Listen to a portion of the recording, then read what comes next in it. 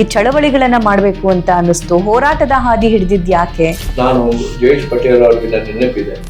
ಪಶ್ಚಿಮ ಘಟ್ಟದಲ್ಲಿ ರಾಮನಗರ ಹತ್ರ ಒಂದು ದೊಡ್ಡ ಇಂಡಸ್ಟ್ರಿ ಹಾಕ್ಬೇಕು ನೋಡಿ. ಕಾಡು ಕಡಿದ ಮೇಲೆ ಅಲ್ಲಿ ದೊಡ್ಡ ದೊಡ್ಡ ಗಿಡ ಇರ್ತವೆ, ಬೇಡಿ ಇಷ್ಟು ಗಟ್ಟಿ ಇರ್ತದೆ, ಮಣ್ಣು ಇಷ್ಟು ಇದು ಇರ್ತದೆ. ಅಲ್ಲಿ ನೀವು ಅಗ್ರಿಕಲ್ಚರ್ ಮಾಡ್ಲಿಕ್ಕೆ ಆಗೋದಿಲ್ಲ.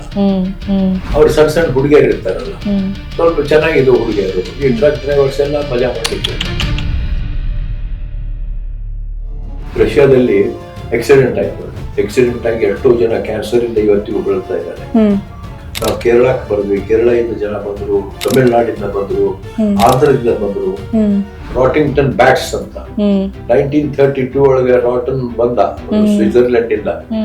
ಅವನು ಇಲ್ಲಿ ಬ್ಯಾಟ್ಸ್ ಅಂದ್ರೆ ನಮ್ಮ ಕಪ್ಪು ಬಾವಲಿಗಳು ಅದು ತಿನ್ನೋದ್ರಿಂದ ಅಂದ್ರೆ ಹಾಲಿಗೆ ಒಂದು ಫ್ಲೇವರ್ ಇದೆ ಸರ್, ಒಂದು ಸಣ್ಣ ಫ್ಲೇವರ್. ಅದನ್ನ ಕಂಡು ಹಿಡಿದು ಅದ್ರ ಮೇಲೆ ಬೇಳೆ ಮಾಡ್ಲಿಕ್ಕೆ ಶುರು ಮಾಡಿ. ನಾನು ಚಿತ್ರ ನೀವು ಹೇಳಿದ್ರೆ ನಾನು ಅಪರಿಚಿತ, ಆಗಂತುಕ. ಆದ್ರೆ ನನ್ನ ಇಂಟ್ರೆಸ್ಟ್ ಏನಿತ್ತು ಎನ್ವೈರನ್ಮೆಂಟ್, ನನಗೆ ಸಮುದ್ರ, ಕಾಡು, ಬೆಟ್ಟ.